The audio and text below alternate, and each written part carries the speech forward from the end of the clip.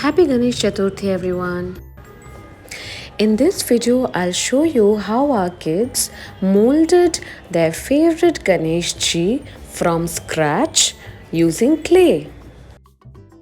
First of all, they molded a bigger sphere for the belly part of Ganesh Ji. Thereafter, they molded a smaller sphere for the head of Ganesh Ji. They inserted a toothpick onto the belly so that they could attach the head to the belly. Now they made the trunk. After the trunk was done, they made the eyes using the toothpicks. Once the eyes were done, they started with molding of the ears. Yippee! It's so much fun to make our very favorite Ganesh Ji. Now they molded the hands of Ganesh Ji in the shape of oval. Coming to the most interesting part for the kids, the laddu, just a small sphere.